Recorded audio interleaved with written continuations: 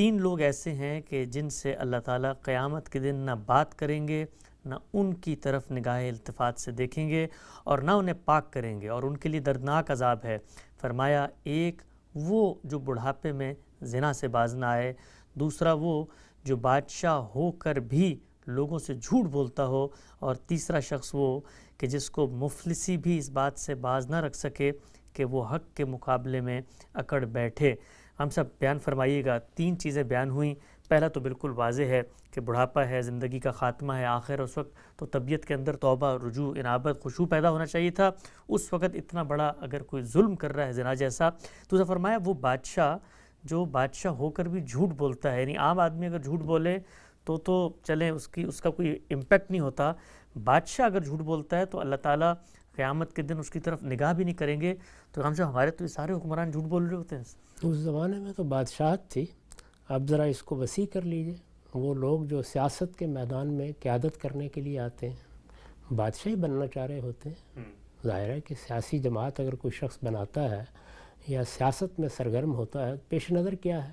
یہ کہ میں اقتدار حاصل کروں گا، اور اقتدار حاصل کر کے جیسے کہ وہ کہتے ہیں مان لیجئے اس کو کہ میں قوم کی خدمت کروں گا۔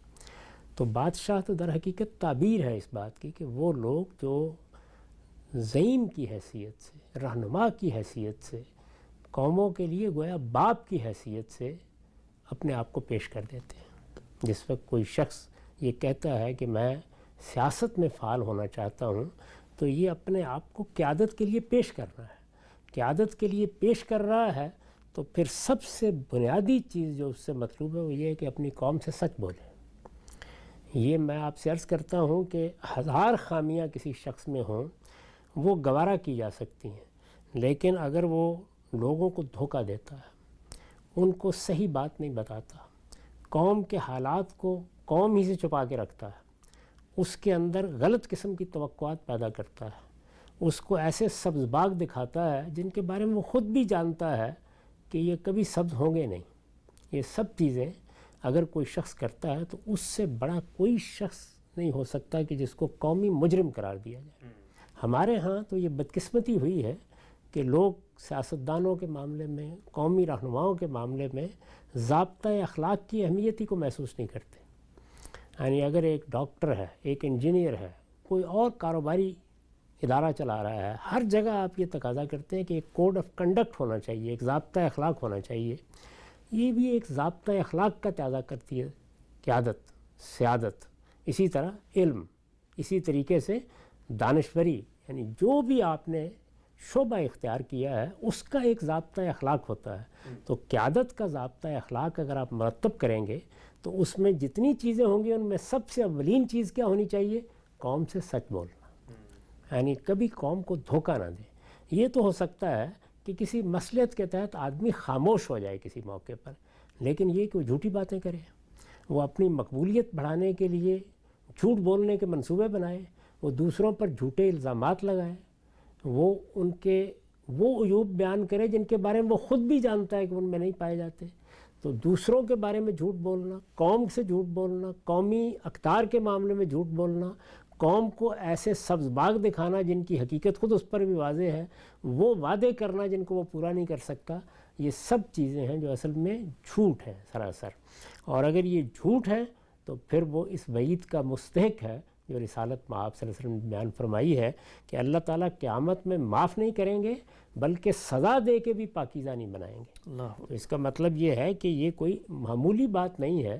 عام طور پر رہنما، سیاستدان، علماء، دانشور یہ محسوس نہیں کرتے کہ وہ کتنی بڑی ذمہ داری کو ادا کر رہے ہیں۔ اگر ان کو یہ حوصلہ نہیں ہے کہ وہ سچ بول سکتے ہیں تو وہ گھر میں بیٹھیں، لیکن اگر آپ نے کوئی منصب اختیار کیا ہے تو پھر اس منصب کا یہ لازمی اخلاقی تقاضا ہے کہ سچائی کے ساتھ دین پیش کیجئے، سچائی کے ساتھ لوگوں کے سامنے اپنی دانش کے تقاضے بیان کیجئے، سچائی کے ساتھ ان کی قیادت کریں۔ اور یہ چیز اگر نہیں ہے تو پھر کچھ بھی نہیں۔ چھوٹا سا سوال غام صاحب کی خدمت میں رکھتے ہیں خاتمے سے پہلے۔